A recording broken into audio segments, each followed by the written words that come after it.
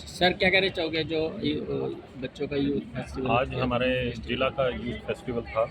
पहले ये जिला स्तर पे मनाया जाता है, उसके बाद स्टेट लेवल पे होता है और उसके बाद ये नेशनल लेवल पे होता है। जो स्वामी विवेकानंद जी का बर्थडे है वो युवा दिवस के रूप में मनाया जाता है। माननीय प्रधानमंत्री जी ने, नरेंद्र मोदी जी ने इसके ऊपर बहुत फोकस किया, क्योंकि वर्ल्ड के अंदर शायद इंडिया ही एक ऐसी कंट्री है जिसमें सबसे ज़्यादा यूथ है, जो आंकड़ों से पता चला है। तो यूथ के ऊपर फोकस कर रहे हैं क्योंकि देश का भविष्य है। और इसमें जो हर एक स्टेट की अपनी अपनी एक प्रतिभा, जो उसकी फोक है, उसके बिहाइंड उसके जो स्टेट के कल्चर है, उसको हमने उजागर करने की कोशिश की है। हमारा प्रयास है सफल रहे और इसको हम निरंतर आगे भी जारी रखेंगे।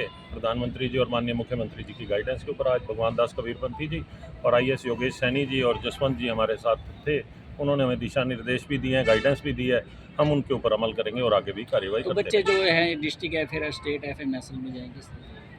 हाँ जी, ये जो बच्चे फर्स्ट सेकंड थर्ड आएंगे उनको हम कैश प्राइज़ भी देंगे और कैश प्राइज़ देने के बाद उनको जो फर्स्ट सेकंड थर्ड हैं उनको आगे चयन स्टेट लेवल पे होगा। स्टेट में जो सारे डिस्ट्रिक्ट से आएंगे उनमें से सिलेक्ट होकर फिर नेशनल लेवल पे जाएंगे। सर, रोजगार एक बड़ी समस्या बन गई है, बेरोजगारी, क्योंकि जो बच्चे ITI पास हो जाते हैं उसके बाद उनको अप्रेंटिस वगैरह में या उसमें कोई भी जगह नहीं मिलती है और वो फिर मजदूरी या कहीं पे भी एक रास्ते से भटक जाते हैं। जी, सोच लेकर के बच्चे आता है ITI में करने के लिए कोई इसी लाइन में जाऊंगा, लेकिन उसमें रोजगार नहीं मिलता। क्या कुछ कहेंगे इस पर आप? थोड़ा सा मैं आपकी इस बात को दुरुस्त करना चाहूँगा। ऐसा नहीं है जितना आपने बोला। मैं यहाँ पर ITI के अंदर पिछले कई वर्षों से कार्यरत हूँ डिपार्टमेंट में। तो हमारी करनाल ITI और निसिंग ITI का मैं इंचार्ज भी हूँ। मेरे पास ETDO पावर है। तो हमारे यहाँ 100% प्लेसमेंट है।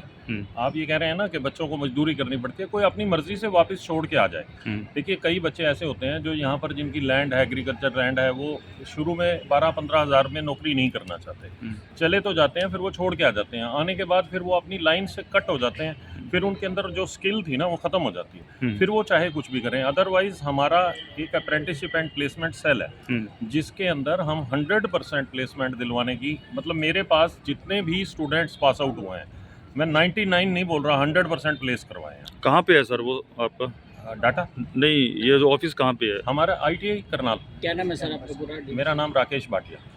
क्या हुआ सर, हमारे से काफ़ी बच्चे मिलते हैं। इवन के मेरा खुद का बच्चा है, वो भी उसने करी थी, RAC की थी, लेकिन वो अभी तक भी। आप उसको भेजिए, मैं उसको लगवा देता हूँ। अगर उसको थोड़ी सी भी, कितने साल हो गए उसका गैप आए?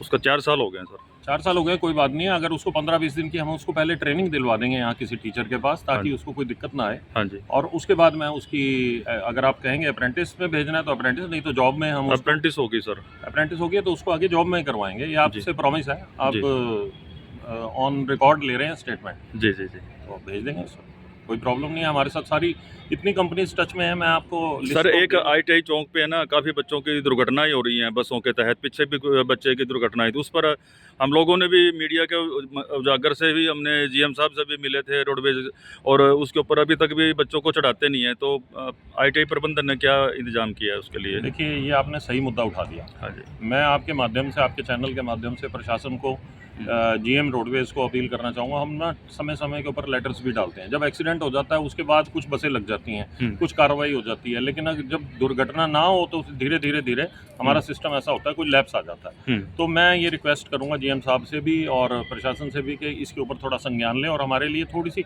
वैसे स्पेशल बसेज उन्होंने गर्ल्स के लिए लगाई थी, लेकिन कई बार वो जब ब्रेक आ जाती है बीच में तो फिर वो दिक्कत आती है। तो ये तो आपने सही मुद्दा उठाया, मैं इसके लिए आपका धन्यवादी हूँ। और ये मैं अपनी आवाज़ प्रशासन तक पहुँचाना चाहूँगा कि भाई हमारे बच्चों का थोड़ा सा और इसके अंदर संज्ञान लें। Thank you sir.